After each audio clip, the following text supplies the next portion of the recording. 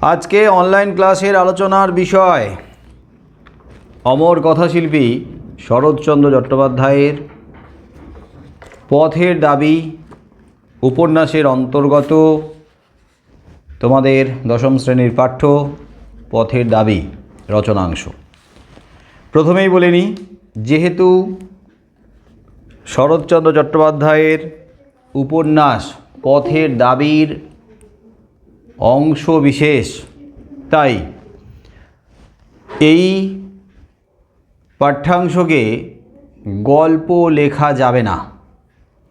এই পাঠ্যাংশকে হয় পাঠ্যাংশ লিখতে পারো, না হলে গদ্যাংশ লিখতে পারো, না হলে একটা মূল রচনার অংশ, তাই রচনাংশ লিখতে পারো, কিন্তু গল্প লিখবে না।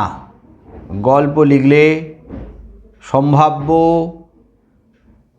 ছোট গল্পকে ইঙ্গিত করে যাবে, আর যিনি খাতা দেখবেন তিনি যদি দেখেন যে পথের দাবি গল্প থেকে নেওয়া হয়েছে, তিনিও ভাববেন যে স্টুডেন্টের এই রচনাংশ সম্পর্কে স্বচ্ছ ধারণা এখনো পর্যন্ত তৈরি হয়নি। তাই পথের দাবির পাশে তোমরা লিখে রাখো রচনাংশ, গদ্যাংশ অথবা পাঠ্যাংশ। ক্লিয়ার?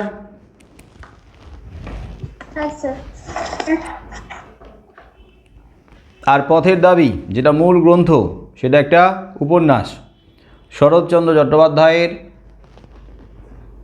এটি একটি রাজনৈতিক উপন্যাস।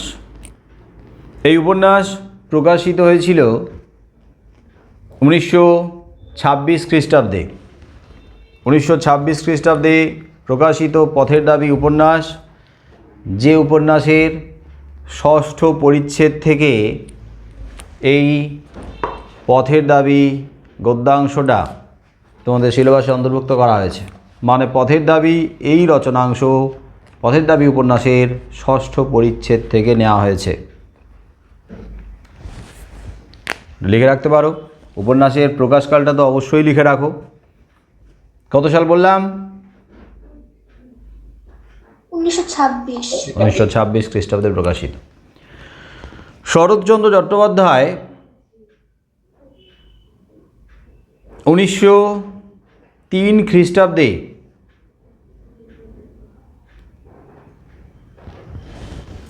বর্মা মুলুক মানে ব্রহ্মদেশ যাত্রা করেছিলেন এবং কর্মসূত্রে সেখানে তিনি কয়েক বছর কাটিয়েছেন। 1916 খ্রিস্টাব্দে তিনি বর্মা থেকে পাকাপাকিভাবে আবার এদেশে চলে আসছেন। তারপরে পুরোপুরি সাহিত্য চর্চায় মনোনিবেশ করেছিলেন। এই যে সময়কালটা কত বছর, 1903 খ্রিস্টাব্দ থেকে 1916 খ্রিস্টাব্দ, কত বছর হয়? 13। এই যে দীর্ঘ সময়, এই যে 13 বছর, এই সময় জুড়ে তিনি বর্মা মুলুক মানে ব্রহ্মদেশ, বর্তমান মায়ানমার, সেখানে কাটিয়েছেন। সেখানে বিভিন্ন জায়গায় ঘুরিয়ে বেড়িয়েছেন।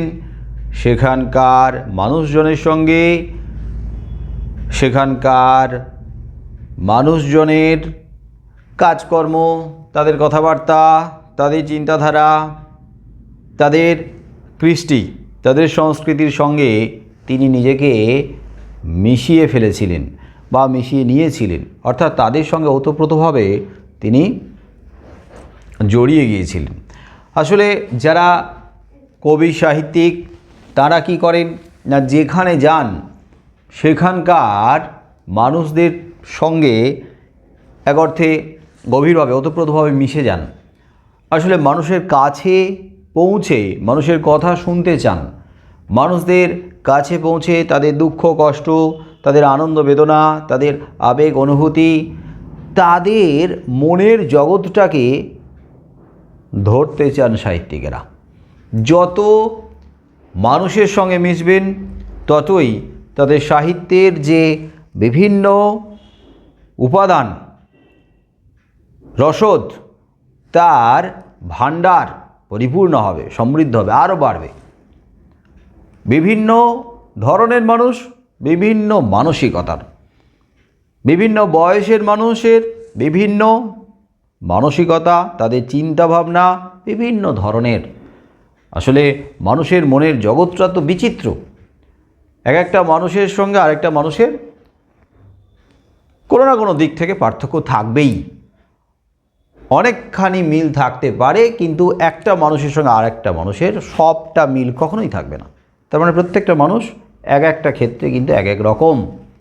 তাহলে এত ধরনের মানুষের সঙ্গে যদি মেশা হয়, তাহলে তার সাহিত্যের যে উপকরণ, সাহিত্যের যে উপাদান, সেই উপাদান বা উপকরণের পরিমাণটা কিন্তু বাড়তে থাকবে।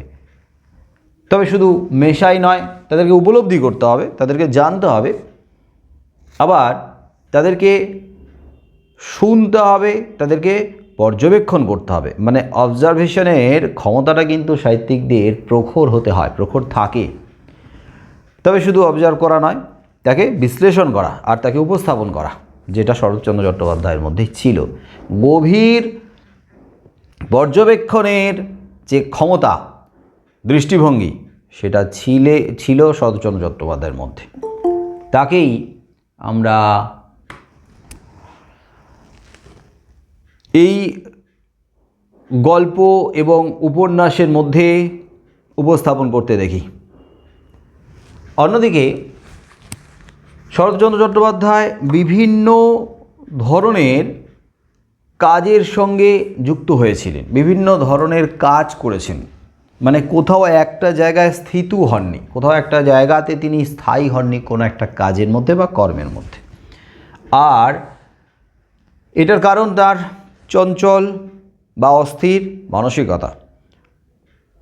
লেখক বলেছেন যে তিনি অভাবের সংসারে বড় হয়েছেন, অভাব দারিদ্র্যকে তিনি ছোটবেলা থেকে দেখছেন, অভাবের সঙ্গে রীতিমতো যুঝে বা যুদ্ধ করে, লড়াই করে তার টিকে থাকা, বেঁচে থাকা। এবং এই অভাব দারিদ্র্যের কারণেই তার উচ্চ শিক্ষা বহুদূর পর্যন্ত পৌঁছাতে পারেনি। উচ্চশিক্ষা খুব বেশি দূর কিন্তু এগোয়নি অভাবের কারণে, দারিদ্র্যের কারণে। আর তিনি বলছেন যে আমি আমার পৈতৃক সূত্রে তেমন কিছু পাইনি, আমি পেয়েছিলাম আমার বাবার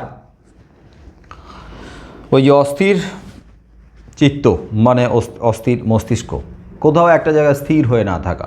আর এটার জন্য আমাকে ঘর ছেড়ে চারদিকে তাড়িয়ে বেরিয়েছে। আমি বিভিন্ন জায়গায় ঘুরে বেরিয়েছি, অল্প বয়সে সারা ভারতবর্ষ ঘুরে ফেলেছি। এবং তার সুবিধা হয়েছে কি, তার লাভ হয়েছে কি, ওই যে সাহিত্যের যে বিচিত্র রকমের উপাদান, রসদ, সেগুলো সংগ্রহ করার ক্ষেত্রে তার অনেকটাই সুবিধা হয়েছে। একটা জিনিস মনে রাখবে যে দেখবে জীবনে যত অভিজ্ঞতা,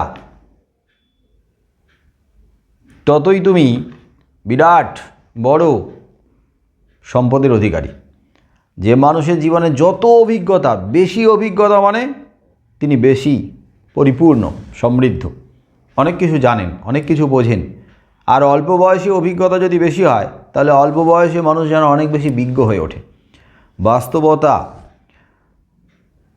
মানে কঠিন, এই রূঢ় বাস্তবটাকে অনেক বেশি বোঝে এবং তাদের দৃষ্টিভঙ্গিটা তুলনায় তার বয়সীদের থেকে অনেক বেশি ম্যাচিওর হয়, চিন্তা চেতনা অনেক বেশি ম্যাচিওর হয়। তোমাদের মধ্যে যারা আছে তাদের মধ্যে দেখবে এই ক্লাসে সবাই কিন্তু পরিণত মানসিকতার নয়। মানে বয়স অনুসারে যে মানসিকতাটা, যে পরিণত মানসিকতাটা হওয়া উচিত এই বয়সের, সেই মানসিকতার কিন্তু সবাই নয়। কেউ আবার এই বয়সের থেকে অনেক বেশি ম্যাচিওর, কেউ আবার এই বয়সীদের যে ম্যাচিউরিটি, সেই ম্যাচিউরিটি এখনও আসেনি। হ্যাঁ, দেখা যাচ্ছে আরও 2-3 ক্লাস নিচে নেমে আছে। একবারে সেই বাচ্চা, একেবারে ছেলে মানুষের মানসিকতা, একেবারে সাদা সিধে, হ্যাঁ, একবারে হাবাগোবা, ক্যাবলাকান্ত, পুরোপুরি বোঝালেও বোঝে না। ব্যাপারটা হচ্ছে খুব সহজে মাথায় ঢোকেও না, ম্যাচুরিটির অভাব। তাই কিন্তু এই বয়সীদের মধ্যে কেউ কেউ আছে এত রকমের অভিজ্ঞতা, সেই অভিজ্ঞতার কারণে একটু ছাড়িয়ে যায়। তোমাদের সমবয়সীদের থেকে একটু ছাড়িয়ে যায়। তাহলে তার কথাবার্তা, তার আবভাব, তার চিন্তাধারা এবং তার যে বুঝে শুনে কাজ করা, পা ফেলা, এগুলো তোমাদের বয়সীদের অনেককেই কিন্তু অবাক করে দেয়, বিস্মিত করে দেয়। তুই এই বয়সে এত সুন্দর পদক্ষেপ নিতে পারলি, এই বয়সে এত সুন্দর, এত ভালো ডিসিশন নিতে পারলি, আমি তো সিদ্ধান্ত নিতেই পারি না। কোথাও না কোথাও একটা কনফিডেন্সের অভাব লক্ষ্য করা যায়। কিন্তু কেউ কেউ আবার দারুণ কনফিডেন্ট, এবং সেটার কারণ কিন্তু এই যে অভিজ্ঞতা, বিভিন্ন জায়গায় যাওয়ার অভিজ্ঞতা, বিভিন্ন মানুষের সঙ্গে মেশার অভিজ্ঞতা, বিভিন্ন বয়সের মানুষের সঙ্গে মেশার অভিজ্ঞতা, বিভিন্ন গল্প, কবিতা, উপন্যাস মানে সাহিত্যকে পড়ার এটাও একটা অভিজ্ঞতা, সিনেমা দেখারও অভিজ্ঞতা। তার মানে সমাজে শুধু মানুষের সঙ্গে মিশলেই অভিজ্ঞতা হবে তার কোনো মানে নেই। বই পড়লেও অভিজ্ঞতা হয়, সিনেমা দেখলেও অভিজ্ঞতা হয়, আবার নাটক দেখলেও অভিজ্ঞতা হয়। তো অভিজ্ঞতা নেওয়ার জায়গার অভাব নাই, শেষ নাই। আর যে যত বেশি অভিজ্ঞ সে ততই পরিপূর্ণ, অনেক বেশি ম্যাচিওর। তো শরৎচন্দ্র চট্টোপাধ্যায় তাঁর জীবনে অভাব দারিদ্র পেয়েছিলেন। যে অভাব দারিদ্র তাকে কিন্তু বুঝতে শিখিয়েছে মানুষ সম্পর্কে, তাকে বুঝতে শিখিয়েছে সমাজ সম্পর্কে। তিনি সমাজকে যে দৃষ্টিভঙ্গি নিয়ে দেখেছেন আর যেভাবে বিচার করেছেন সেটা তার নিজস্ব উপলব্ধি থেকে। আর সেই উপলব্ধিটা শুধু বই পড়ে সাহিত্যে থেকে নেওয়া নয়, সেই উপলব্ধিটা সমাজের ওই বিভিন্ন স্তরের মানুষের সঙ্গে মেশার মধ্য দিয়ে। এমনও দেখা গেছে এই সাহিত্যের উপকরণের জন্য, সাহিত্যের এই যে উপাদানের জন্য তিনি কলকাতা শহরে রাতের গভীর রাতে, তখন প্রায় অনেক রাত, প্রায় 1টা, 1:30, 2টো এরকম রাত দুপুরবেলাতেও এমন এমন জায়গাতে গেছেন যে জায়গাগুলোতে সাধারণত ভদ্র মানুষ যায় না। শিক্ষিত, ভদ্র, রুচিশীল মানুষ ওই সমস্ত জায়গাতে যান না। তার মানে আমি বলতে চাইছি, কি বুঝতে পারছো কী ইঙ্গিত করছি? শুধুমাত্র একজন লেখক হিসাবে, সাহিত্যিক হিসাবে অভিজ্ঞতা সঞ্চয় করার জন্য। আবার এমনও হয়েছে এরকম রাত দুপুরবেলা ঘুরে বেড়ানোর জন্য, এমন হয়েছে যে পুলিশের খপ্পরে পড়তে হয়েছে, আবার চোর ডাকাতের খপ্পরেও পড়তে হয়েছে। এমনও হয়েছে যে শরৎচন্দ্র চট্টোপাধ্যায় তো তার এক বন্ধু, তার এক শুভাকাঙ্ক্ষী, বেশ প্রিয়জন, কাছের মানুষের মধ্য দিয়ে যোগাযোগ করে, যারা ওই যে ডাকাতি করে, তো এইরকম ধরনের আর কি, সমাজ বিরোধী, তো তাদের সঙ্গে যোগাযোগ করে তাদের আড্ডায় পৌঁছে গেছে। এবার রাত দুপুরবেলা কী হয়েছে, হঠাৎ করে পুলিশ ধাওয়া করেছে লেখককে। না, লেখক যে সেখানে পৌঁছে গেছে সেটা তো আর পুলিশ জানে না, কিন্তু পুলিশ খবর পেয়েছে যে এখানে কয়েকজন সমাজ বিরোধী জটলা বাগাচ্ছে, তাদের অসৎ উদ্দেশ্য আছে, রাত দুপুরবেলা তারা ডাকাতি করতে যাবে ইত্যাদি ইত্যাদি। তো পুলিশ আক্রমণ করে, পুলিশ চারদিকে ঘিরে ফেলেছে। এমনও হয়েছে সেই ছাদ লাফিয়ে প্রাণের ঝুঁকি নিয়ে অনেক দূর দৌড়ে পুলিশের হাত থেকে রেহাই পেয়েছে। যেমন ব্যাপারটা কি বুঝতে পারছো? সমাজের ভেতরে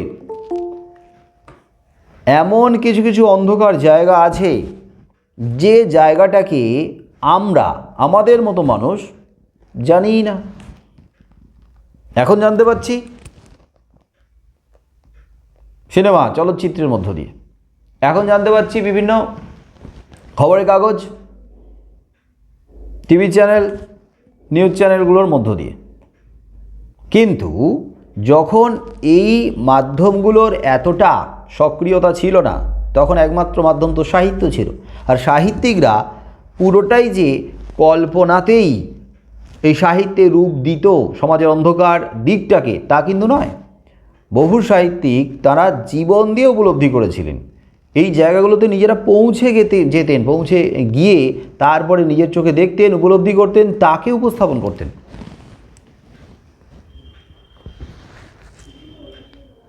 বহু বিচিত্র তাঁর লেখার চরিত্রগুলো, তাঁর লেখায় যে চরিত্রগুলো আছে না, সেগুলো সব বিচিত্র চরিত্র।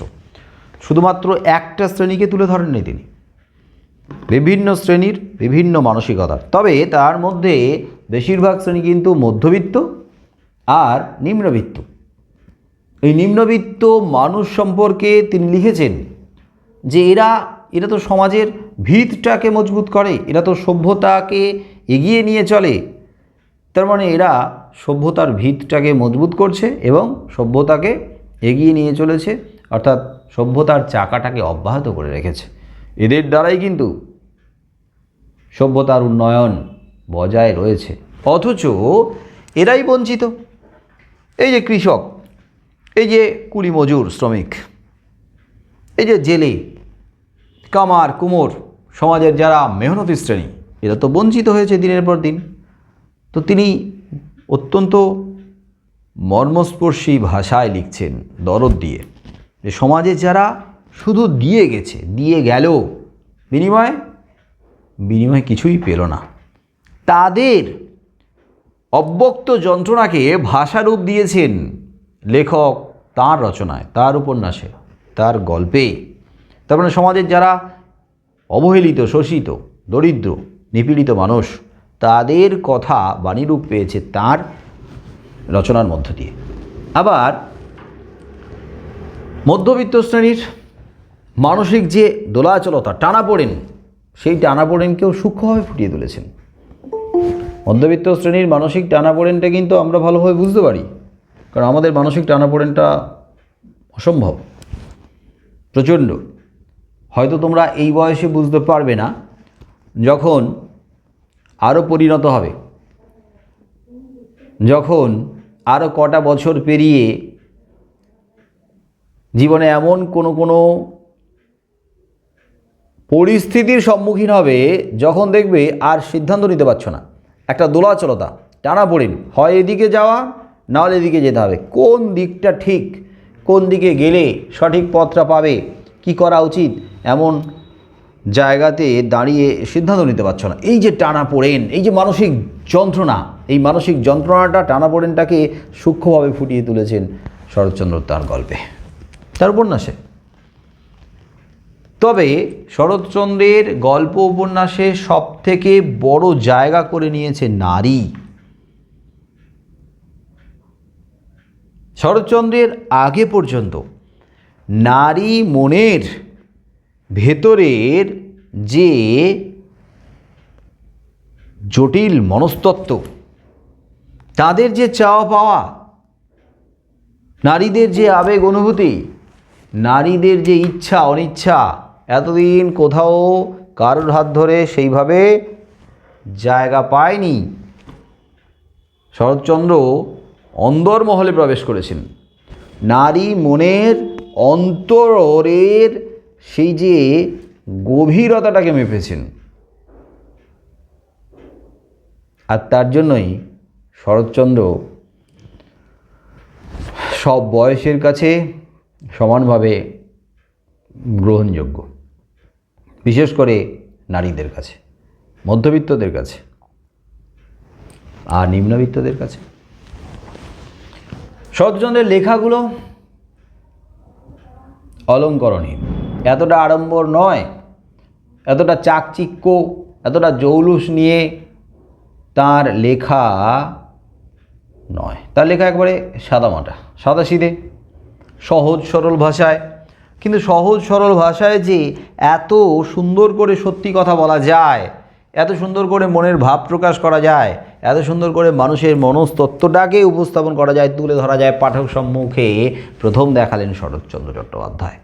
তাই শরৎচন্দ্র আমাদের কাছে মনে হয় একেবারে কাছের মানুষ, একেবারে ঘরের লোক, একেবারে আপনজন, কারণ আমাদের কথা এত সুন্দর করে সহজ করে তুলে ধরেছেন। আর শরৎচন্দ্র নিজে এক অর্থে প্রত্যক্ষ রাজনীতির সঙ্গেও যুক্ত হয়েছিলেন। এক তো তিনি অভাবের সঙ্গে, দারিদ্র্যের সঙ্গে যুদ্ধছেন, লড়াই করেছেন, ফলে মানুষকে বুঝছেন, যে মানুষ ওই পরিস্থিতির ভেতরে রয়েছে তাদেরকে বুঝেছেন। আবার তিনি তৎকালীন দেশের পরিস্থিতিকে বুঝেছেন, দেশের মানুষের ওপরে ইংরেজদের যে আঘাত, যে শোষণ, যে অত্যাচার চলছে, তাকে তিনি জীবন দিয়ে উপলব্ধি করেছেন, কারণ তিনি একজন মানুষ, তিনি একজন নাগরিক, তিনি এ দেশেরই। তাই তার মনের ভেতরে এই দেশ সম্পর্কে যে ভালোবাসা, এই দেশের প্রতি যে ভালোবাসা, এই দেশের মানুষের প্রতি যে ভালোবাসা, অর্থাৎ যে স্বজাতিপ্রীতি বা স্বাজাত্যবোধ, সেই জায়গা থেকে তার ভাবনার শুরু। আর সেই জায়গা থেকেই কিছু করার তাগিদ, বাসনা আমি সরাসরি আঘাত আনতে না পারি। আমি তো আমার মনের ভেতরে থাকা আকাঙ্ক্ষাটাকে, ইচ্ছেটাকে এইভাবে বাস্তবায়িত করতে পারি। কিভাবে? এই উপন্যাসের মাধ্যমে তুলে ধরে, এবং হাজার হাজার বীর বিপ্লবীর, দেশপ্রেমিকের অনুপ্রেরণা হতে পারি। হ্যাঁ, শরৎচন্দ্রের পথের দাবি বহু ভারতবাসীর অনুপ্রেরণা, বহু দেশপ্রেমিকের, বহু বিপ্লবীর সাহস, তাদের উৎসাহ, উদ্দীপনার কারণ এই পথের দাবি। পথের দাবি উপন্যাস সেই মুহূর্তে বহু স্বদেশপ্রেমিককে উৎসাহিত করেছিল, উদ্দীপিত করেছিল। আর এই রচনাটার মধ্যে এমন ক্ষমতা ছিল যে ইংরেজ সরকার বাধ্য হয়েছিল তাকে বাজেয়াপ্ত করতে। পথের দাবিকে ব্যান্ড করে দেওয়া হয়েছিল ওই সময়, নিষিদ্ধ ঘোষণা করে দেওয়া হয়েছিল পথের দাবি এই রচনা। বলা হয়েছিল এই পথের দাবি রচনা রাজদ্রোহিতার সমতুল্য, এর মধ্য দিয়ে তৎকালীন শাসকের বিরুদ্ধে এক অর্থে বিদ্রোহ করা হচ্ছে, এটা অন্যায়, এটা অপরাধ। হয়তো পথের দাবি পড়লে তোমরা এই বয়সে পুরোপুরি বুঝে উঠতে পারবে না, হয়তো বুঝলে উপলব্ধি করতে পারবে না যে পথের দাবির মধ্যে যে আসল যে উদ্দেশ্যটা লুকিয়ে রয়েছে, যে শিক্ষামূলক দিকটা লুকিয়ে রয়েছে, হয়তো এই বয়সে পুরোপুরি ধরা সম্ভব নয়। কিন্তু আরও কটা বছর পরে পথের দাবি যখন পড়বে, তখন পথের দাবি পড়তে অসাধারণ লাগবে, অন্যরকম মনে হবে। আসলে সেটাও কিন্তু অভিজ্ঞতা, সেটাও কিন্তু ম্যাচিউরিটি, পরিণত মানসিকতার দ্বারাই বিচার্য। পুরো উপন্যাসটা আমাদের পাঠ্য সূচিতে নেই, আমাদের আছে উপন্যাসের ষষ্ঠ পরিচ্ছেদের অংশ। তাহলে এই অংশটুকুকে বুঝতে হবে পথের দাবির নিরিখে। মানে পথের দাবির কিছু অংশ, বিশেষ করে এর পূর্ববর্তী অংশটাকে যদি আমরা কিছুটা বুঝতে পারি, তাহলে এটার সঙ্গে তার লিঙ্কটা খুঁজে পাবো, তার সম্পর্কটা, তার যোগটা খুঁজে পাবো। মানে হঠাৎ করে শুরু হয়ে গেল, আগে কি হলো না হলো সেটাই যদি না জানি, হঠাৎ করে শুরু হলে এখান থেকে ভাবতে একটু অসুবিধা হবেই। কারণ এখানে যে অংশটুকু রয়েছে তার মধ্যেই তো পুরো প্যাকেজটাকে রাখা হয়নি না, এইখানে তো 100% সবটা নেই। লেখক যখন লিখেছিলেন তখন তো এইভাবে লেখেননি যে এটা পরবর্তীতে মাধ্যমিকের সিলেবাসে অন্তর্ভুক্ত হবে, তাহলে উপন্যাসের যা যা দরকার এই অংশটাতে আমি অন্তর্ভুক্ত করে দিই, তা তো নয়। তো যখন করেনি তাহলে এর পূর্ববর্তী অংশটাকে আমাদের কিছুটা জানতে হবে, যেটা আমি অডিওতে আলোচনা করে দিয়েছি। অডিওটা কি শুনেছো? হ্যাঁ স্যার। হ্যাঁ হ্যাঁ স্যার। যারা শোনো না তারা কিন্তু শুনে নিও, যারা শোনো না অডিওটা কিন্তু দরকার আছে। আমি তো লাইন বাই লাইন পড়াচ্ছি না এই ভিডিও কনফারেন্সে, তো লাইন বাই লাইনের জন্য অডিওটা তৈরি করছি। আর অডিওটা না পড়লে তোমাদের যে কোনো লাইন থেকে যে ধরনের প্রশ্ন হতে পারে, বা এমন কিছু শব্দ আছে যার অর্থগুলো আমি ব্যাখ্যা করার সময় বুঝিয়ে যাচ্ছি, তাই অডিওটা অবশ্যই শুনবে, অডিওটা মাঝে মাঝে শুনতে থাকবে, আর এগুলোকে করে রাখবে, মানে ভালো করে যত্ন করে গুছিয়ে রাখবে, সেভ করে রাখবে। পরবর্তীতে তোমাদেরই কারোর ভাই বোন যদি থাকে তাদের কাজে লাগবে। অডিওগুলো করতে অনেক কষ্ট হয়, অনেক সময় লাগে। তো এর পূর্ববর্তী যে অংশ সেই অংশ সংক্ষেপে একটু বলে নিই। এই প্রসঙ্গক্রমে আমাদের এখানে আলোচনা করে রাখাটা ভালো, তাহলে পরের অংশটা আমি বোঝাতে পারব। এই রচনাংশে মানে পথের দাবি এই রচনাংশে কেন্দ্রীয় চরিত্র বা মুখ্য চরিত্র কে বলো? কাকে মনে হচ্ছে? অপূর্ব। অপূর্ব। অপূর্বের টাইটেল কি, পদবী? স্যার হালদার। এখানে কি কোথাও অপূর্ব হালদার মানে হালদার কথাটা উল্লেখ করা আছে এখানে কোথাও আছে কি না নেই? না স্যার। না স্যার এখানে নেই। না স্যার নেই এখানে। তাহলে হালদার এই পদবীটা উপন্যাসের প্রথমের দিকে আছে, আগে আছে। তো সেখান থেকে আমরা জানতে পারি অপূর্ব তথা অপূর্ব হালদার যে এই রচনাংশের মুখ্য বা কেন্দ্রীয় চরিত্র। কিন্তু পথের দাবি যে উপন্যাসের কথা বলা হচ্ছে, পথের দাবি রচনাংশের মুখ্য চরিত্র কে? কি মনে হয়, আইডিয়া, ধারণা কি বলে? কি হওয়া উচিত? সব্যসাচী মল্লিক। সব্যসাচী মল্লিক। সব্যসাচী, সভ্য সচন করেন যিনি। স্যার সভ্য মানে কি? দন্তে সব বয় যা ফলা, সভ্য অর্থে সব কিছু। মানে স্যার যে দু হাত দিয়ে গুলি চালাতে পারে এরকম মানে। এটা তো এক কথায় প্রকাশ, এটা তো এক কথায় প্রকাশ। এটা তো সব্যসাচীর অর্থ। সব্যসাচী অর্থ হলো যার দুই হাত সমান চলে, মানে যে দুই হাতে সমান বন্দুক পিস্তল চালাতে পারে, দুই হাতে ঠাক ঠাক ঠাক ঠাক। হ্যাঁ, আমাদের বলিউডের হিরো দুই হাতে গুলি চালাচ্ছে, যার দুই হাত সমান চলে সেই সব্যসাচী। কিন্তু এর যদি ব্যাসবাক্য করা হয়, সভ্য সচন করেন যিনি, উপপদ তৎপুরুষ সমাস। যাই হোক, দুই হাত সমান চলে এবং বাস্তবিক তাই। কানা ছেলের নাম পদ্মলোচন নয়। বাচ্চা জন্ম হওয়ার পরে যে নাম দেয় বাবা মা বা বড়রা, সেই নাম কি তার ক্যারেক্টার বুঝে দেয় সেই সময়? কি মনে হয়? ভবিষ্যতে ছেলেটা কি হবে, কীরকম হবে, আদতে তার নামের অর্থের সঙ্গে তার স্বভাব চরিত্রের মিল পাওয়া যাবে কি না, সেটা কি বুঝে শুনে দেয় না দিতে পারে? দেওয়া সম্ভব কি? দেয় না বা দেওয়া সম্ভব নয়। তবে একটা আশা, একটা স্বপ্ন যে আমার ছেলের নাম, আমার মেয়ের নাম এমন হবে, সেই নামের অর্থ অনুসারে আমার ছেলে মেয়ে তার নামটাকে উজ্জ্বল করবে। কিন্তু একটা উদাহরণ দিতে পারি কি? যেরকম স্যার যখন আমরা স্যার কুইজ করতে গেছিলাম না যে স্যার দীনবন্ধু মঞ্চে, হ্যাঁ, তো আমাদের অপোনেন্ট স্কুল মানে অন্যান্য একটা রাউন্ডে অন্যান্য স্কুলের মানে যারা পার্টিসিপেন্ট আছে তাদের হচ্ছিল, মানে তাদের নাম পড়ছিল। তো তার মধ্যে একটা স্কুলের তিনটে ছেলের মধ্যে একটা ছেলের নাম ছিল রোনাল্ডো সাহা। ছোটবেলা থেকে দিয়েছিল নাকি না বড় হওয়ার পরে নিল? সেটা বলতে পারছি না, তবে স্যার মানে মঞ্চের মধ্যে বললো রোনাল্ডো সাহা। তার মানে কি?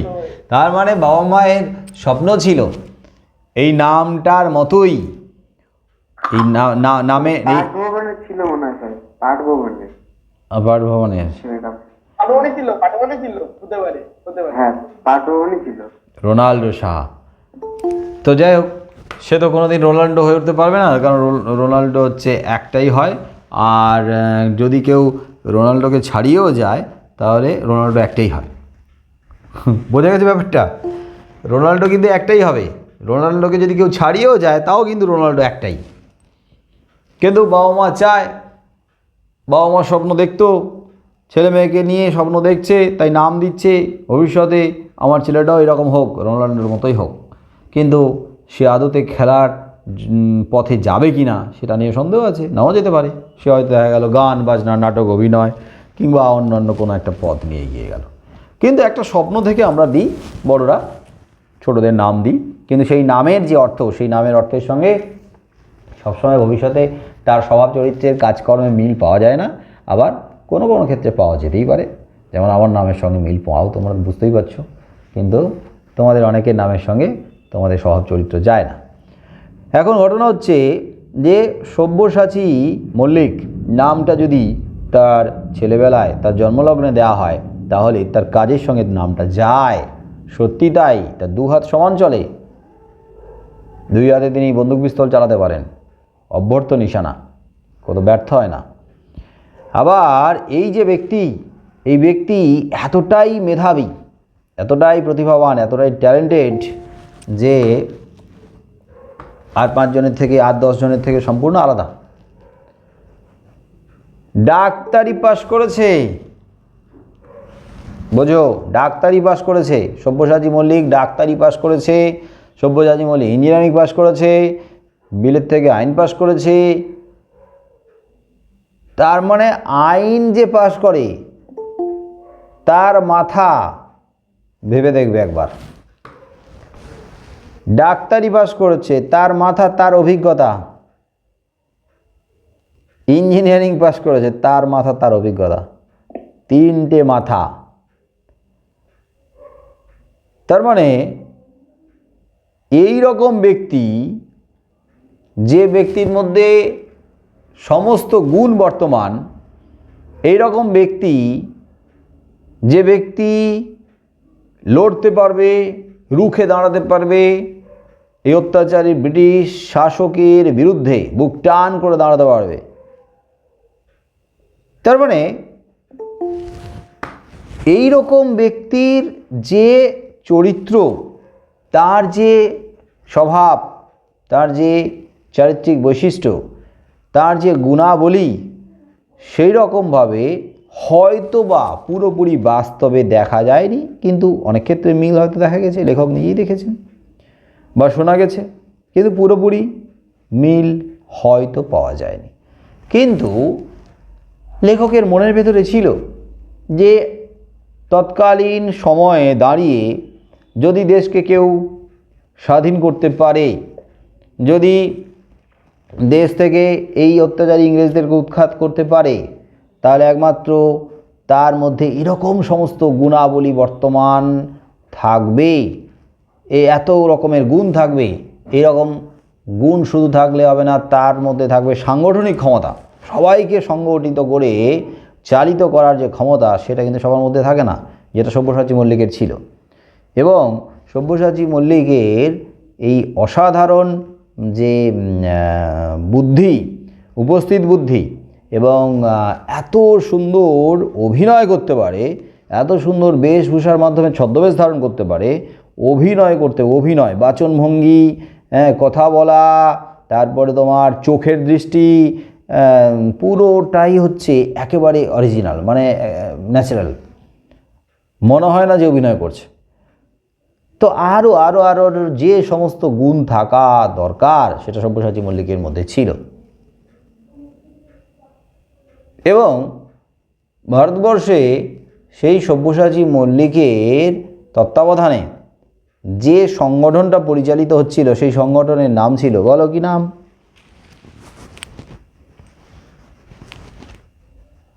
স্যার, পথের দাবি।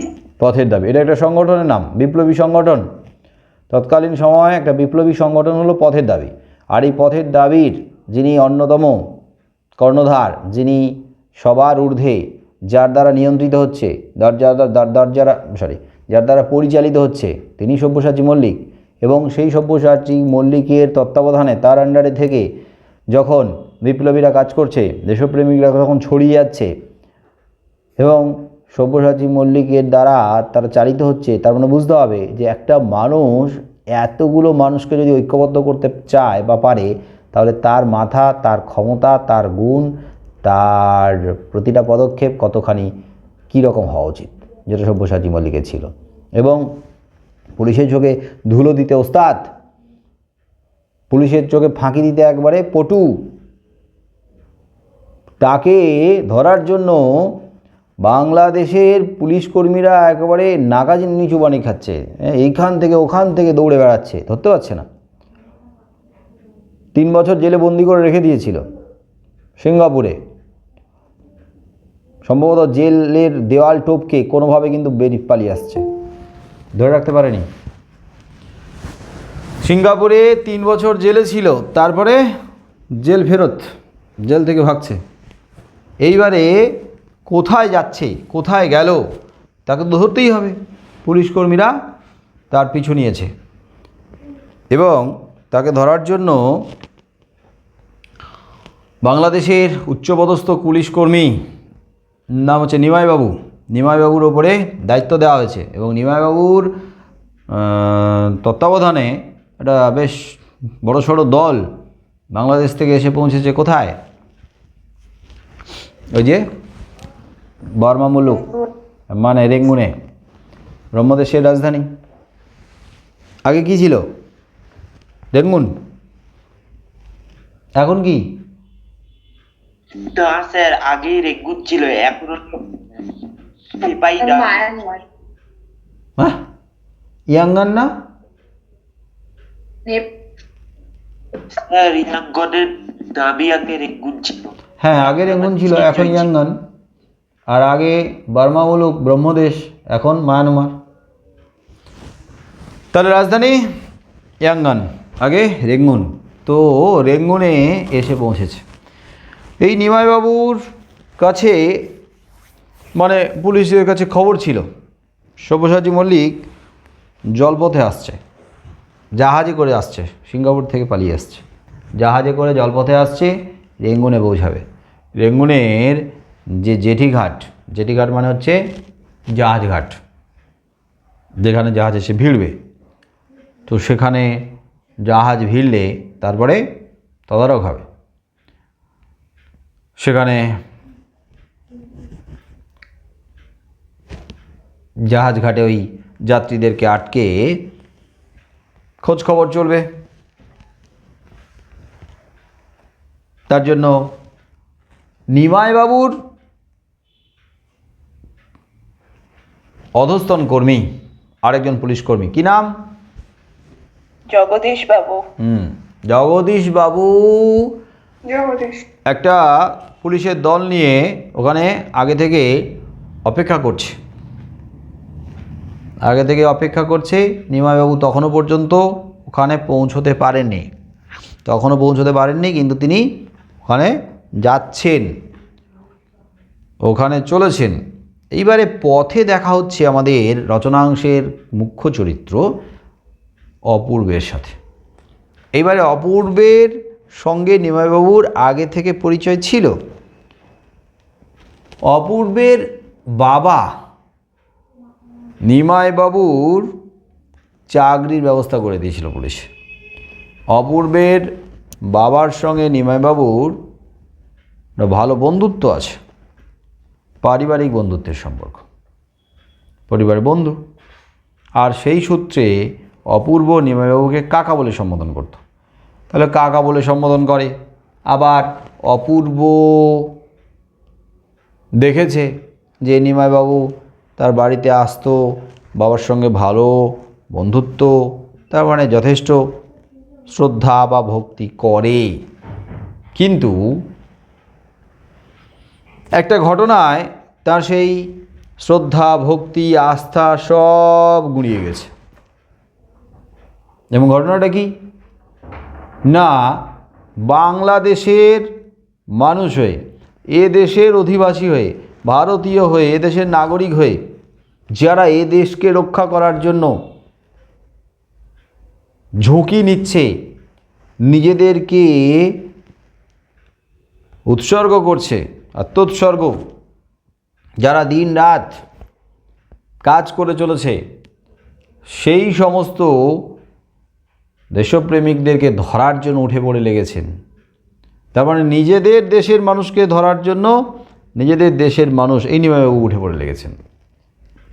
এবং তার জন্য ইংরেজদের পদলেহন করতে হচ্ছে, পা চাটতে হচ্ছে। এটা সব্যসাচী মল্লিকের জন্য সত্যি খারাপ।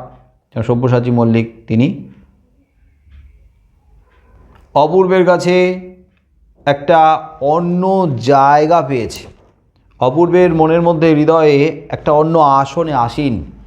তাহলে সেই মানুষটাকে যদি বন্দি করার জন্য, ধরার জন্য এসে থাকেন, তাহলে স্বাভাবিকভাবে অপূর্বের চোখে নিমাইবাবুর যে মর্যাদা, যে সম্মান, সেটা নেমে গেছে অনেকটা।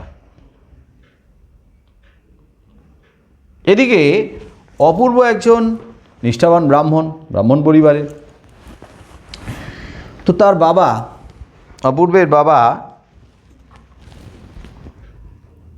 চাইবে যে ছেলে প্রতিষ্ঠিত হোক, ছেলের ভবিষ্যৎটা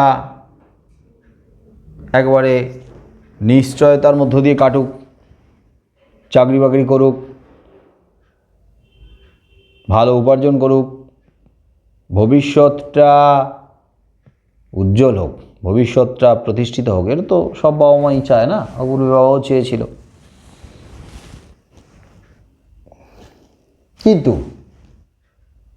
এটা অপূর্বের মাও চাইবে, কিন্তু একটা জায়গায় একটু বাদ সাধলো। সেটা হচ্ছে অপূর্বের মা চাইলো না যে অপূর্ব অনেক দূরে যাক চাকরি নিয়ে, কাছে পিঠে চাকরি করুক, ঠিক আছে, কিন্তু চাকরি যে সবসময় ঘরের কাছেই হবে, তার সুযোগ সবসময় কাছাকাছির মধ্যে আসবে, সেটা তো হতে নাও পারে। তোমাদের মধ্যে যদি কারোর এরকম মনে হয় না, ঘরের কাছে যদি আশেপাশে চাকরি পাই, শিলিগুড়ির মধ্যে চাকরি পাই, তাহলে করব, দূরে যদি যেতে হয় তাহলে চাকরি করব না, কি এমন কেউ আছে নাকি?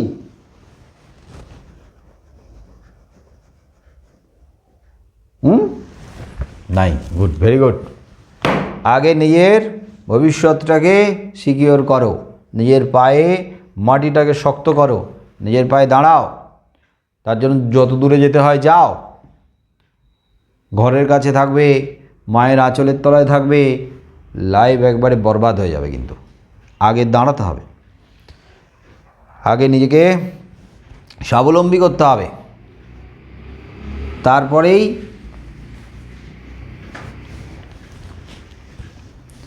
বাড়িকে নিয়ে ভাবতে হবে। বাড়িকে নিয়ে মানে কি? মায়ার বন্ধনকে নিয়ে ভাবো। দূরে গেলে কষ্ট হবে, এটা স্বাভাবিক। দেখবে যখন উচ্চশিক্ষার জন্য বাইরে যাচ্ছ, কেমন যেন একা একা লাগবে, ফাঁকা ফাঁকা লাগবে, কষ্ট হবে। আবার যখন চাকরি বাকরির জন্য যখন দূরে চলে যাচ্ছ, মনে হবে যেন একা হয়ে গেলাম, তখনও কষ্ট হবে। এটা আমার উপলব্ধি থেকে বলছি আমি। কিন্তু নিজের পায়ে দাঁড়ানোর জন্য এইটুকু কষ্ট তো স্বীকার করতেই হবে। তো তোমরা যদি এইটুকু কষ্ট স্বীকার করো, তাহলে বাবা মা ছেলে মেয়েদের জন্য এই কষ্টটাও স্বীকার করবে। কিছুদিন তাদেরকে দূরে রেখে তাদের নিজের পায়ে দাঁড়ানোর ব্যবস্থা করে দেবে। কিন্তু তা না করে যে না বাবা যাস না রে বাবা রে, তোকে ছেড়ে আমি থাকতে পারবো না বলে যদি কান্নাকাটি করে বাধা সৃষ্টি করে, তার ভবিষ্যতের পথে স্বাভাবিকভাবে পিছিয়ে পড়বে। তো অপূর্বের যখন চাকরি হলো, অপূর্বের কলেজের প্রিন্সিপাল, অপূর্ব যে কলেজ থেকে বিএসসি পাস করেছিল, সেই কলেজের প্রিন্সিপাল এক অর্থে রেকমেন্ড করেছিল যে এই বোথা কোম্পানির একটা নতুন অফিস হচ্ছে রেঙ্গুনে, এবং সেই রেঙ্গুনে লোক নেবে।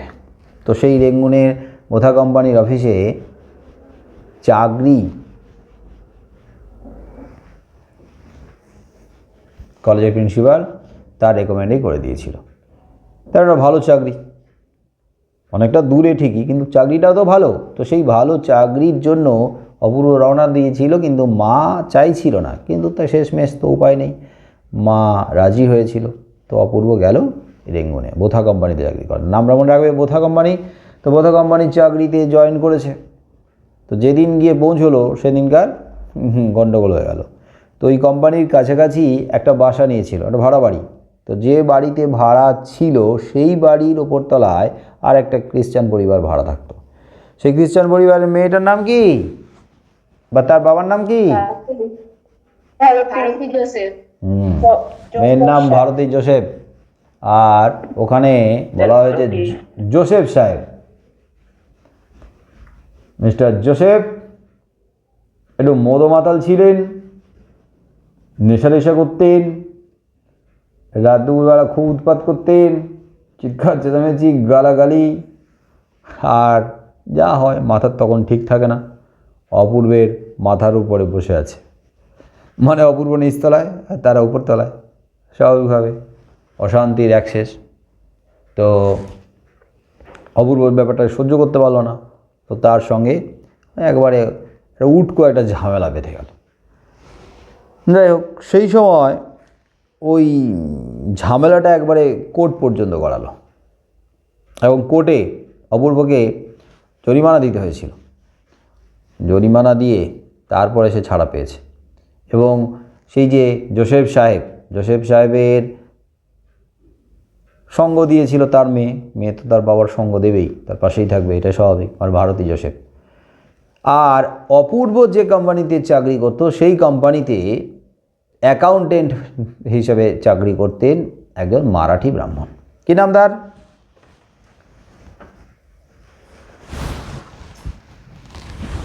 কী নাম? হ্যাঁ, রামদাস তলোয়ারকর। রামদাস নাম তার, তলোয়ারকর টাইটেল। রামদাস তলোয়ারকর একজন মারাঠি ব্রাহ্মণ। তো সেই মারাঠি ব্রাহ্মণ অপূর্বের আগেই পথে কোম্পানিতে যোগ দিয়েছে। মহারাষ্ট্র থেকে এসছে, তো মারাঠি ব্রাহ্মণ, তো স্বাভাবিকভাবে সেও বহু দূর থেকে এসছে, দেশ ছেড়ে বিদেশে এসছে। তো এত দূরে এসছে, প্রথম যখন এসেছিল তখন তার মন খারাপ, কষ্ট, একা, নিঃসঙ্গতা, এগুলো তো সে পেরিয়ে এসছে। তো ফলে সেই মানুষটা জানে যে অপূর্বের মনের ভেতরে কী চলছে, এত দূর থেকে এসেছে। অপূর্বও ভালো আর রামদাস তলোয়ারকর ভালো মানুষ ছিলেন, দুজনের মধ্যে একটা বন্ধুত্ব গড়ে ওঠে, বিশেষ করে এক দেশের মানুষ বলে কথা।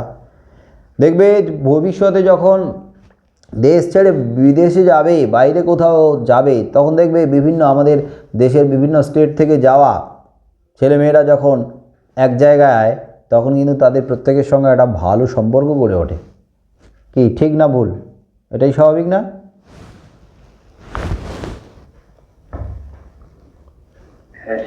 আর এখন আমরা গুরুত্ব দিই স্টেটকে, রাজ্যকে। আমরা এই রাজ্যের, ওরা ওই রাজ্যের, তারা সেই রাজ্যের, এরকম একটা দূরত্ব তৈরি হয়ে থাকে, আমাদের মনে একটা বিদ্বেষ ভাব থাকে। দেখবে দেখা গেল তুমি অন্য একটা স্টেটে পড়তে যাবে পরে, ধরো তুমি পাঞ্জাবে গেলে বা তুমি ধরো দক্ষিণে গেলে, এবং সেখানে বিভিন্ন স্টেট থেকে দেখবে ছেলেমেয়েরা এসছে, হয়তো পড়াশোনা করার জন্য আছে।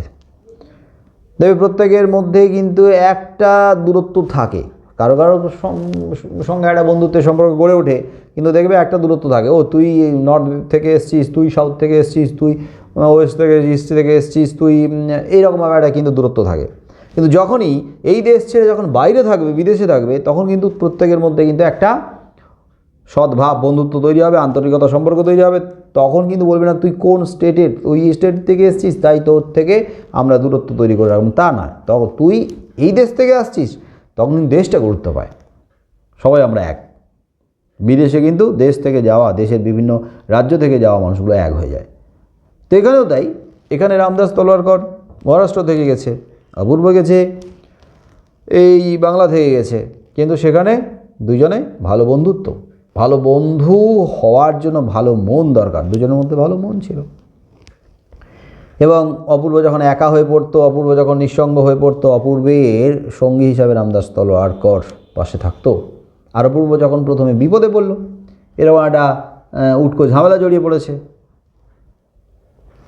তখন তার পাশে থেকে তাকে এই ঝামেলা থেকে বের করে নিয়ে এসেছে।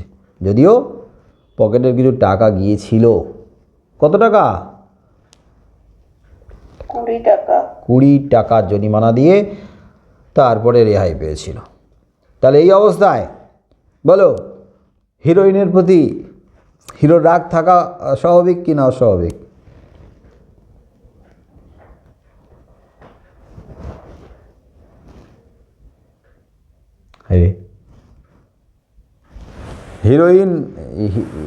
হিরোইন তো বাবার সঙ্গে। স্যার একটা প্রশ্ন, স্যার কে কোনটা স্যার বুঝলাম না ঠিক। ধরে নাও যে হিরোকে এরকমই একটা বিপদে ফেলেছে এবং নাকানি জোবানি খাইয়েছে হিরোইন তার বাবার পাশে থেকে। তো এই অবস্থায় হিরোর মনের মধ্যে হিরোইনের প্রতি কেমন ধরনের ধারণা হবে? ভালো মেয়ে,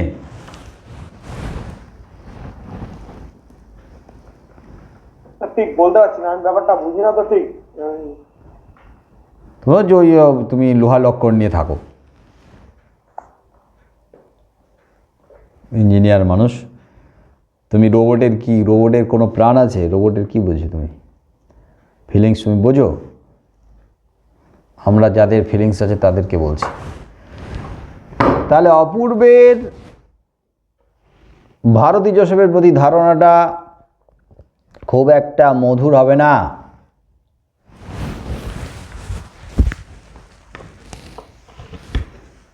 দূরে দূরেই থাকতো, খুব একটা মিষ্ট না অপূর্ব আর তার ওপরে থাকা ওই ক্রিশ্চান পরিবার, আলাদা আলাদা দূরে দূরে থাকতো। কিন্তু এক রাতে অপূর্বের ঘরে চুরি হয়ে গেল। একটা প্রশ্ন আছে স্যার। কি হয়েছে? একটা প্রশ্ন আছে স্যার। স্যার জোসেফ আর ভারতী, স্যার ব্যাপারটা বুঝলাম না ঠিক। জোসেফ বোধহয় টাইটেল নাকি, ভারতী জোসেফ বলা হয়েছে। আবার কোথাও লেখা আছে জোসেফ সাহেব। মানে ওরা কি প্রথমে হিন্দু ছিল তারপরে খ্রিস্টান হয়ে গেছে? না না, ক্রিশ্চান পরিবার বলছে, ক্রিশ্চান, ভারতীয় ক্রিশ্চান। নামটা হতে পারে বাঙালি, হিন্দু হতেই পারে, কিন্তু বাবা তো জোসেফ সাহেব, ও ক্রিশ্চান তো। আর মা হিন্দু কি না আমি জানি না। বাবার মেয়েকে নিয়ে বলা হয়েছে, বাবার মেয়েকে নিয়েই আমরা ভাবি। নাম তার জোসেফ, তার মেয়ের নাম হলো ভারতী। কি করে হলো, কেন হলো, কী বৃত্তান্ত? ক্রিশ্চান পরিবার বলা হয়েছে, ক্রিশ্চান পরিবারই মাথায় রাখো। দেখ, তো চুরি হয়ে গেল, চুরি হওয়ার কথা নয়, বাড়ি ছিল ফাঁকা। আর অপূর্বের বাড়ি থেকে, মানে অপূর্ব তো বাংলা থেকে গিয়েছে, তো তার দেশের বাড়ি থেকে অপূর্বের সঙ্গে এসেছিল তার বাড়িরই পুরনো পাচক, মানে রান্নার ঠাকুর। নাম হিসেবে কি বলা হয়েছে, টাইটেল সম্ভবত কি নাম? তেওয়ারি। সর্বক্ষণের সঙ্গী, রান্নাবান্না করে, বাড়ি থাকে, বাড়ি পাহারা দেয়। কিন্তু তেওয়ারি সেই রাতের অনেকটা সময়ের জন্য অনুপস্থিত ছিল।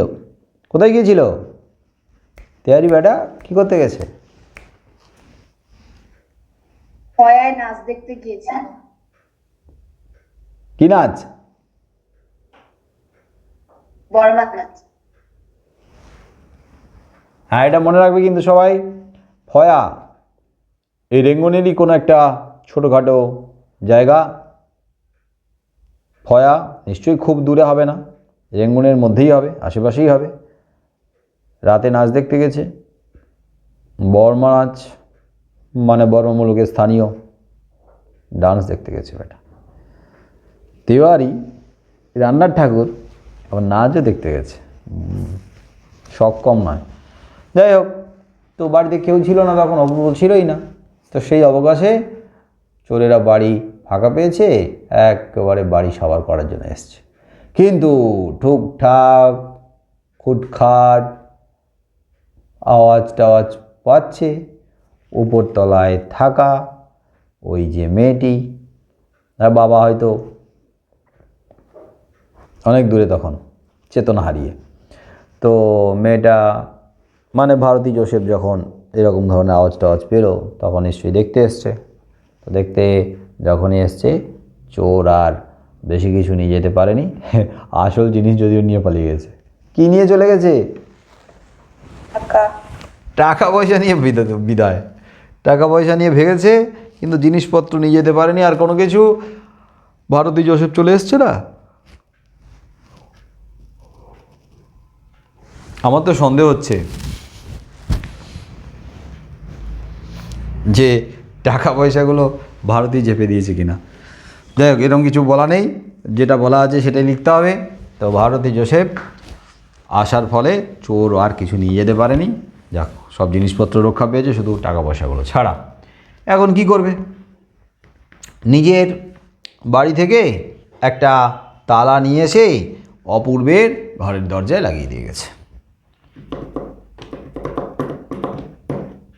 তারপরে অপূর্ব ফিরলে তালা খুলে তার ঘরে জিনিসপত্র এক অর্থে গুছিয়ে টুছিয়ে দিয়ে একটা লিস্ট করে দিয়েছে, তার মধ্যে কি গেছে কি আছে ইত্যাদি ইত্যাদি। কি সুন্দর মেয়েটা, কর্মকুশল, হেল্পফুল, কত সুন্দর সাহায্য করেছে, একবারে বন্ধুর মতো পাশে থেকে সব গুছিয়ে তালিকা টালিকা তৈরি করে দিয়েছে কি গেছে আর কি আছে। হ্যাঁ, নিজের বাড়ি থেকে নিজের ঘর থেকে নিয়ে এসেছে, তালা লাগিয়ে দিয়ে গেছে যতক্ষণ না পর্যন্ত কেউ ফেরে। হ্যাঁ, অপূর্ব ফেরে, অপূর্ব ফিরলে তালা খুলে আগে নিয়েই ঢুকে গেছে। কার বাড়ি?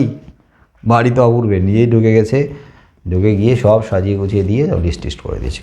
কি বন্ধুর মতো করেছে পাশে থেকে কাজগুলো। আমাদের ছেলেরা কি বলে, এই অবস্থায় কত দূর থাকা যায়?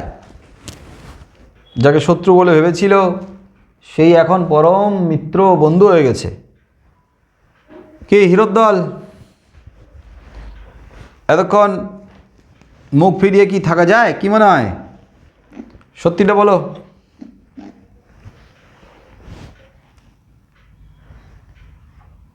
কি রে, চুপ আর রুস্তম সব।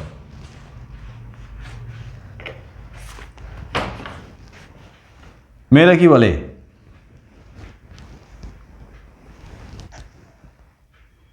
মেয়েদের অভিজ্ঞতা কি বলছে? ষষ্ঠ ইন্দ্রিয়, সিক্স সেন্স কি বলছে? এরকম কেউ যদি সাহায্য করে তাহলে যত বড় শত্রু হোক সে কি বন্ধু হয়ে যায় না?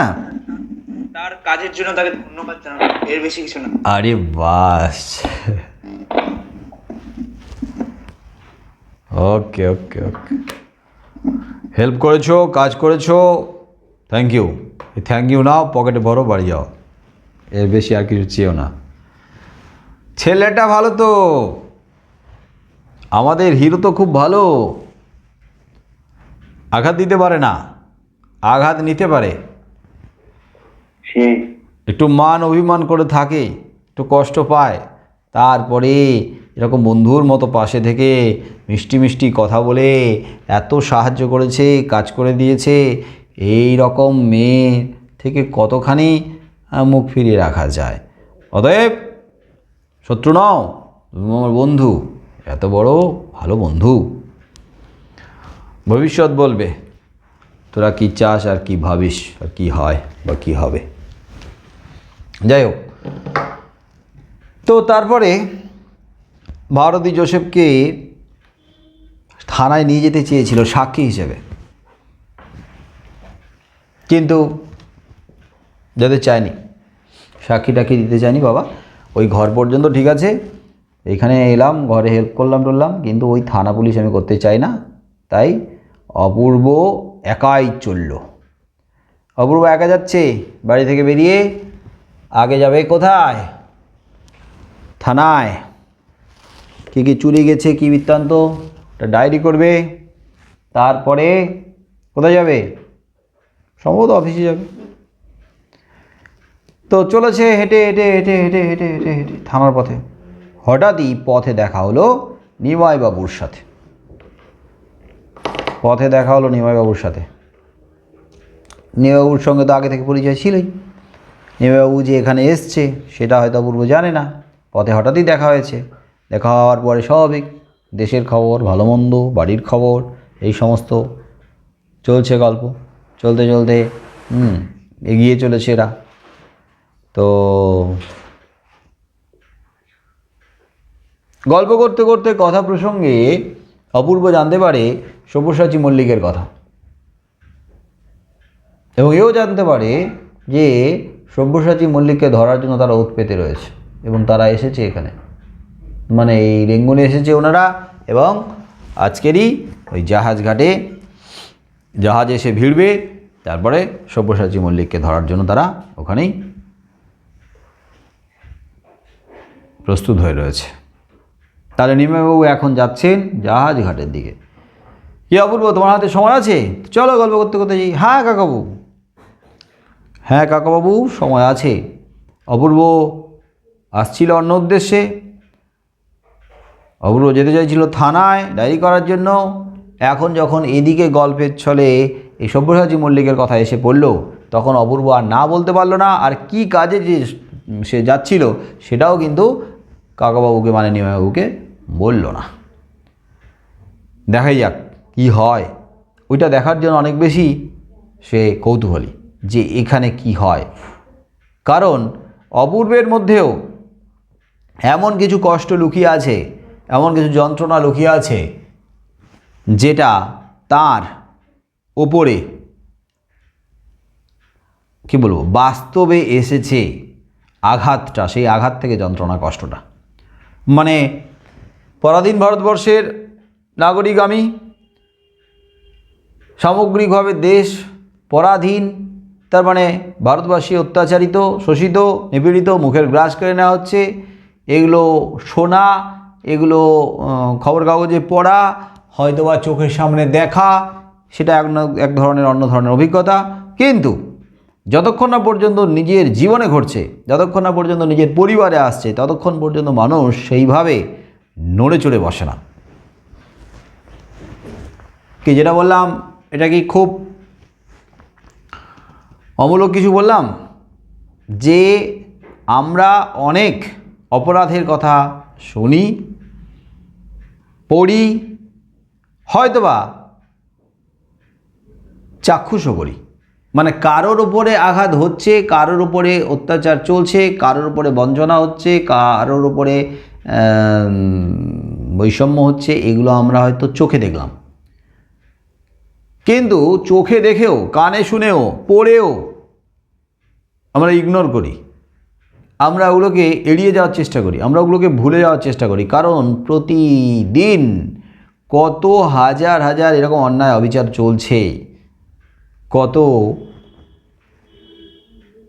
অপরাধ ঘটে চলেছে দেশ জুড়ে, পৃথিবী জুড়ে। তাই সমস্ত অপরাধ, সমস্ত অন্যায় আমরা কি হৃদয় দিয়ে উপলব্ধি করি, না আমাদের মনকে ছুঁয়ে যায়? বলো, করতে পারি?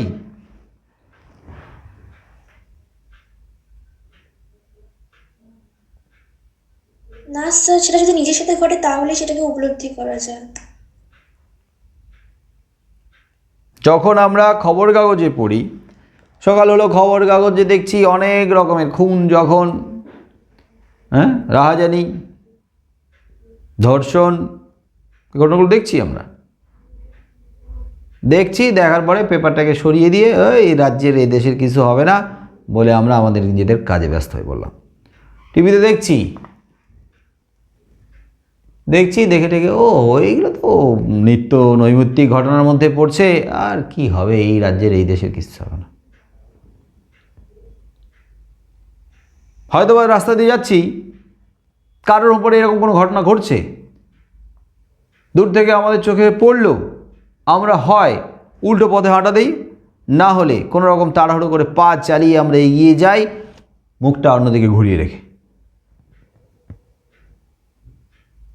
কিন্তু ওই ঘটনা যখন নিজের জীবনে আসে, নিজের ওপরে আসে, নিজের পরিবারের ওপরে আসে, তখন আমরা নড়ে চড়ে বসি। তখন আমরা ভাবি যে না, এতদিন যার উপরে অত্যাচার হয়েছে, যাদের উপরে হয়েছে, তারা ঠিক কতখানি কষ্ট স্বীকার করেছে, তাদের পরিবার ঠিক কী যন্ত্রণার ভেতর দিয়ে গিয়েছে, তখনই আমরা উপলব্ধি করতে পারি, যখন নিজের জীবনে, নিজের পরিবারের জীবনে ঘটে যায়। অপূর্ব যদি শুধুই একমাত্র এদেশের, মানে পরাধীন ভারতবর্ষের একজন নাগরিক হয়ে, ভারতবাসী হয়েই শুধু ভারতবাসীদের উপরে হওয়া অত্যাচারটাকে শুনতো, পড়তো, হয়তোবা কারোর উপরে ঘটছে সেটা চোখেই দেখতো, তাহলে সে যতটা উপলব্ধি করত তার থেকে অনেক গুণ বেশি উপলব্ধি করতে পেরেছে তার নিজের জীবনের উপরে এই আঘাতটা এসেছে, তার নিজের উপরে এই আঘাতটা এসেছে। দেশের প্রতি ভালোবাসা তার মধ্যে ছিল, দেশের মানুষের প্রতি ভালোবাসা তার মধ্যে ছিল, কিন্তু সেই ভালোবাসাটা বহুগুণ প্রকাশ্যে এসেছে সক্রিয় হয়ে, এবং সেটা তার নিজের উপরে আঘাতের কারণে। এই আঘাতটা সে কোথায় পেয়েছিল রেঙ্গুনে না দেশে?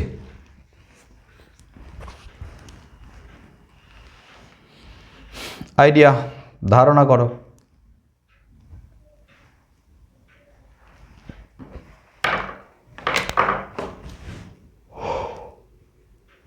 কি অপূর্বের উপরে একটা আঘাত এসেছিল না? অসম্মান করা হয়েছিল অপূর্বকে, আঘাত করা হয়েছিল। সেটা কোথায়? ট্রেনে যাওয়ার সময়। ট্রেনে যাওয়ার সময় করা হয়েছিল, কিন্তু সেটা হয়েছিল কোথায়? স্টেশনে। ওটা হয়েছিল রেঙ্গুনেই, যখন ভামো যাচ্ছিল। রেঙ্গুন থেকে যখন ভামো যাচ্ছিল তখন হয়েছিল।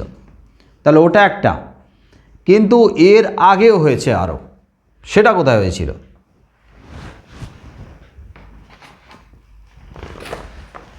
তার সহকর্মী ওই যে মারাঠি ব্রাহ্মণ অ্যাকাউন্টেন্ট মানে হিসাব রক্ষক রামদাস তলোয়ারকরের কাছে অপূর্ব তার নিজের যন্ত্রণার কথা বলছিল, তার উপরে আসা আঘাতের কথা বলছিল।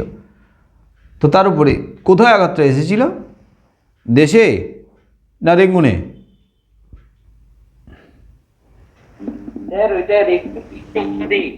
হ্যাঁ না, ওটা রেঙ্গুনে না, ওটা দেশের কথাই বলা হয়েছে।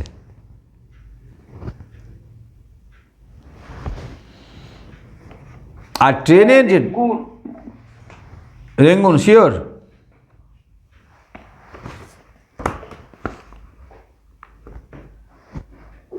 শিওর?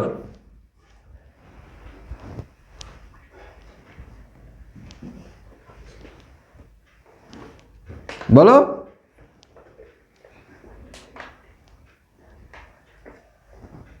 তোমরা কি নিশ্চিত যে এটা রেঙ্গুনের ঘটনা? এখানে কি কোথাও উল্লেখ করা হয়েছে?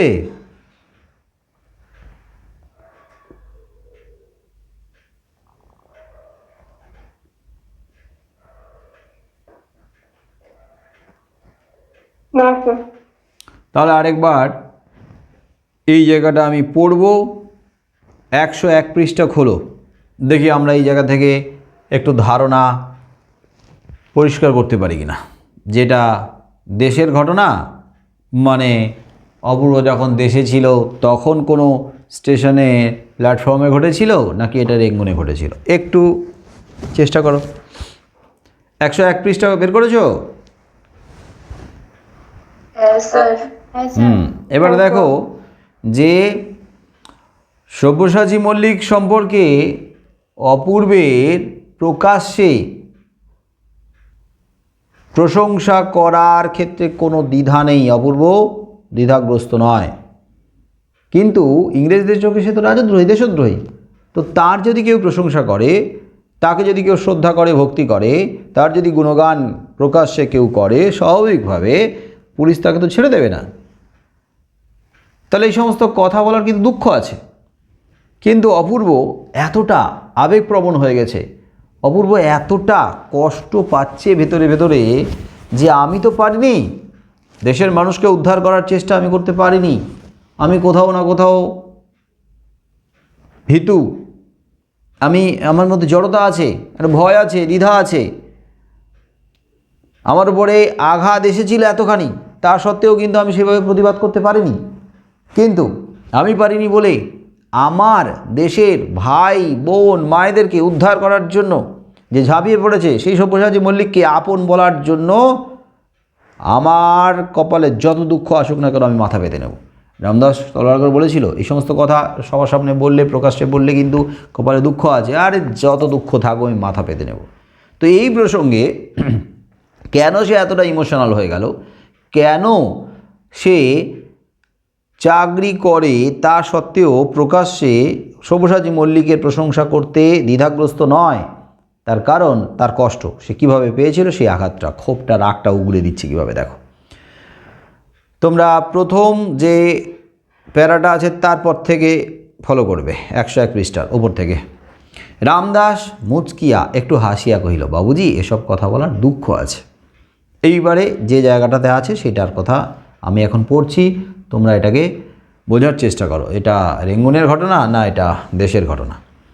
অপূর্ব কহিল, থাকে তাই নেব, কিন্তু তাই বলে তলোয়ারকর শুধু কেবল আমাদের দেশে নয়, পৃথিবীর যে কোনো দেশে যে কোনো যুগে যে কেউ জন্মভূমিকে তার স্বাধীন করবার চেষ্টা করেছে, তাকে আপনার নয় বলবার সাধ্য আর যা থাক আমার নেই। বলিতে বলিতে কণ্ঠস্বর তাহার তীক্ষ্ণ এবং চোখের দৃষ্টি প্রখর হইয়া উঠিল।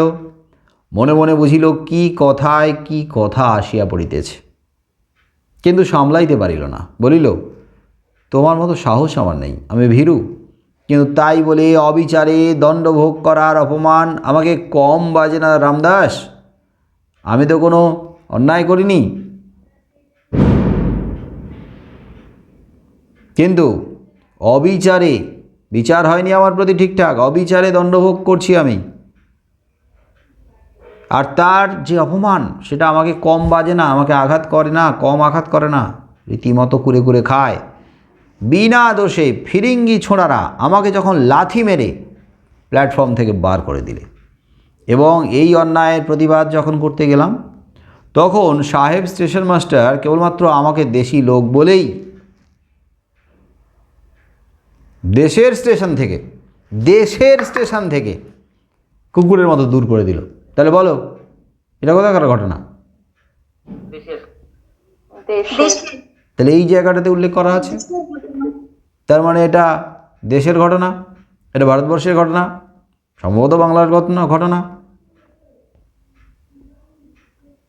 এটা রেঙ্গুনের ঘটনা নয়। আর রেঙ্গুন থেকে যখন ট্রেনে করে যাচ্ছিল বোথা কোম্পানির একজন প্রতিনিধি হিসেবে ভামো যাত্রা করছিল, তখন ট্রেনে কিন্তু আবার একটা ঘটনা ঘটে, সেই ঘটনাটাও তার কাছে পীড়াদায়ক, কষ্টের। কিন্তু এইখানে যে ঘটনাটা দেখো, যে বিনা দোষে কোনো অপরাধ করেনি, কোনো দোষ করেনি, কিন্তু ওই যে স্টেশনের প্ল্যাটফর্মের কথা বলছে, ফিরিঙ্গি ছোড়ারা, ওই ইংরেজ কম বয়সী অল্প বয়সী ছেলেগুলো অপূর্বকে লাথি মেরে প্ল্যাটফর্ম থেকে বার করে দিল। স্বাভাবিকভাবে আত্মমর্যাদা লেগে গেছে। আমার দেশ, আমার দেশের আমার স্টেশন, আমার প্ল্যাটফর্মে আমি উঠেছি, আমাদেরই তো, সেখানে আমি কিছু অপরাধ করিনি, অন্যায় করিনি, আমাকে প্ল্যাটফর্ম থেকে বের করে দেবে? আর এরা হচ্ছে বাঙালি বলে, এদেশীয় বলে অপমান করে লাথি মেরে প্ল্যাটফর্ম থেকে বের করে দিচ্ছে। তাই অপূর্ব কী করলো? একজন আত্মমর্যাদা সম্পন্ন মানুষ হিসেবে, নাগরিক হিসেবে অন্যায়ের প্রতিবাদ করতে গেল।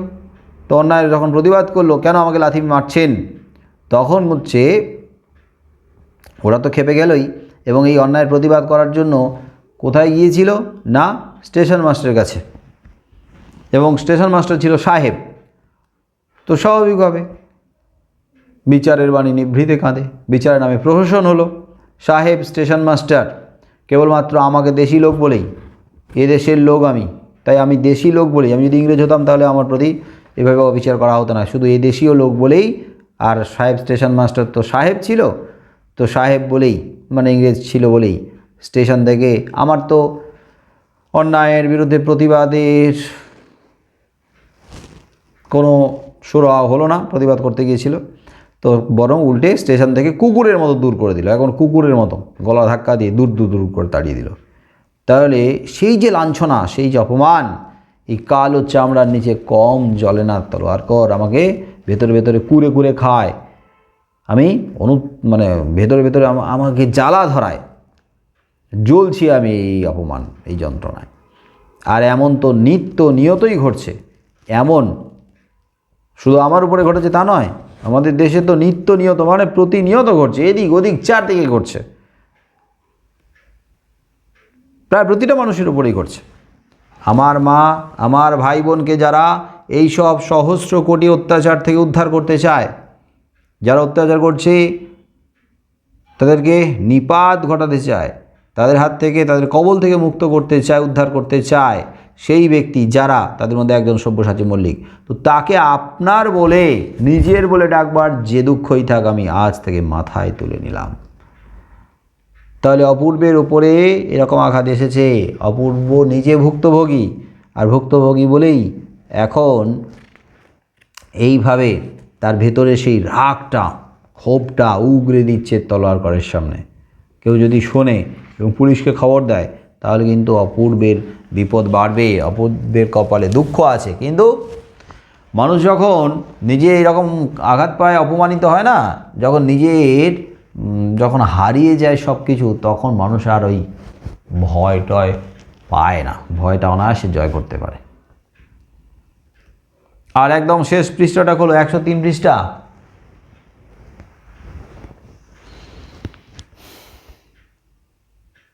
পাওয়া গেল?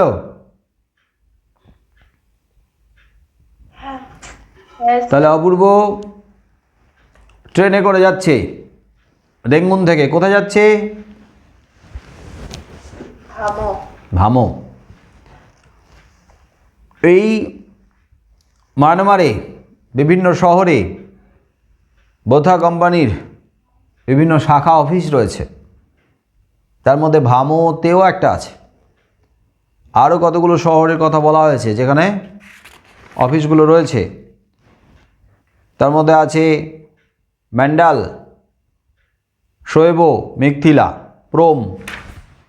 আর বিভিন্ন অফিসে গোলযোগ হচ্ছে, গোলযোগ, বিশৃঙ্খলা।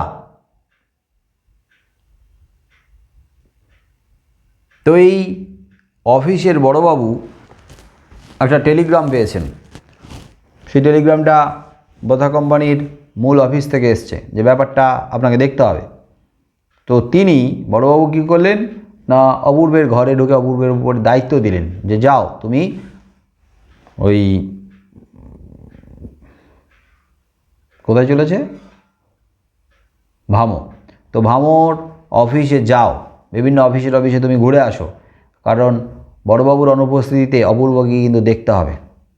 তাহলে আগে থেকে যদি অফিসগুলোতে যাওয়া থাকে, অফিসের কর্মচারীদের সঙ্গে যদি পরিচয় থাকে, তাহলে কিন্তু সেই বিশৃঙ্খলাটা মেটাতে পারবে খুব সহজে। তাই একটা অভিজ্ঞতা থাকা দরকার, একটা পরিচিতি, একটা সম্পর্ক আগে থেকে থাকা দরকার। তাই ভামোতে যাচ্ছে, এই অফিসের কাজেই যাচ্ছে। আর অপূর্বের এমনিতেই এইখানে এই যে রেঙ্গুনে মন ঠিক ছিল না, অনেকগুলো কারণ আছে। যাই এই সূত্রে দেশটাও ঘোরা হবে, অফিসের কাজও হবে, মনটাও ঠিক ছিল না, মনটা একটু ভালো হয়ে যাবে, ইত্যাদি ইত্যাদি। সেই কারণে তো ট্রেনে করে যাচ্ছে। কোন শ্রেণীর প্যাসেঞ্জার ছিল অপূর্ব? প্রথম শ্রেণীর যাত্রী ছিল, ফার্স্ট ক্লাস প্যাসেঞ্জার। তো সেই ফার্স্ট ক্লাস প্যাসেঞ্জার, প্রথম শ্রেণীর যাত্রীদের জন্য রেলের একটা রুলস আছে, মানে প্রথম শ্রেণীর জন্য বা যাত্রীদের জন্য রুলসটা কি, নিয়মটা কি?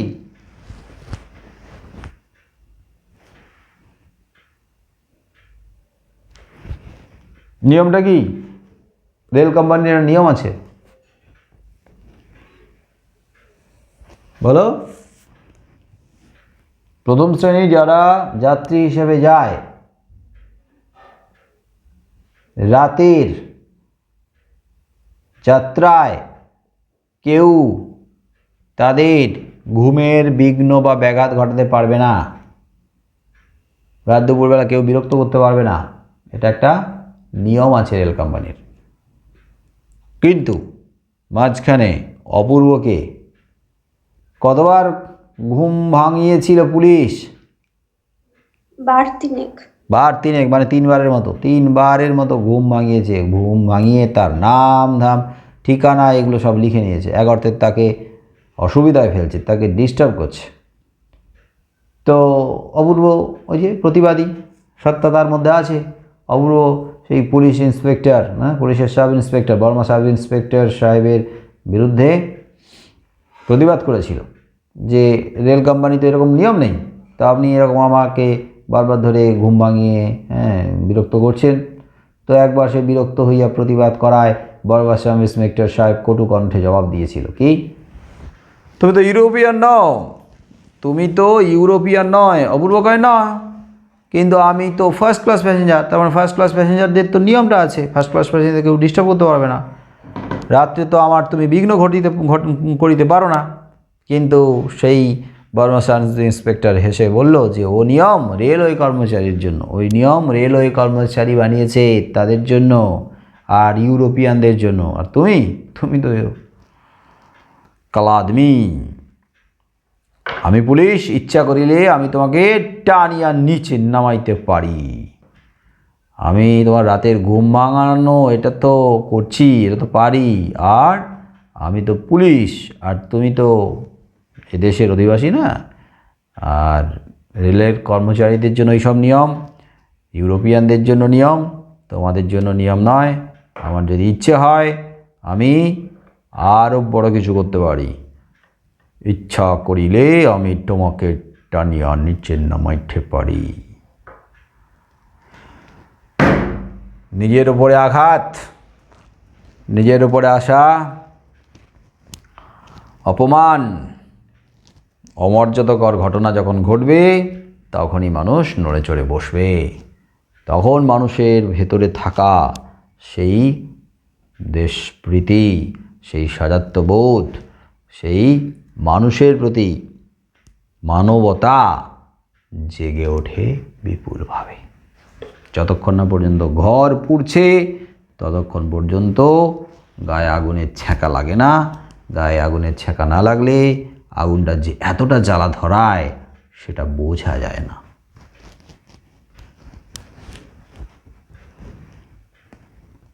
কে বুঝলে?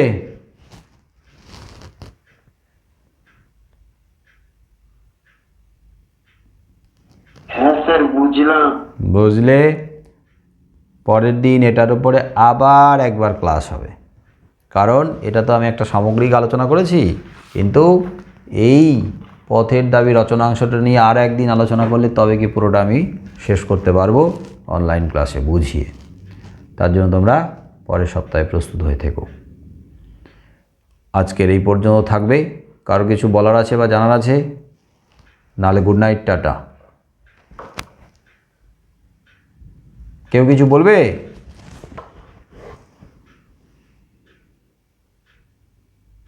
হ্যালো, হ্যাঁ স্যার। কিছু বলবে? না। তাহলে গুড নাইট, শুভরাত্রি, good night. Tata tata tata tata tata.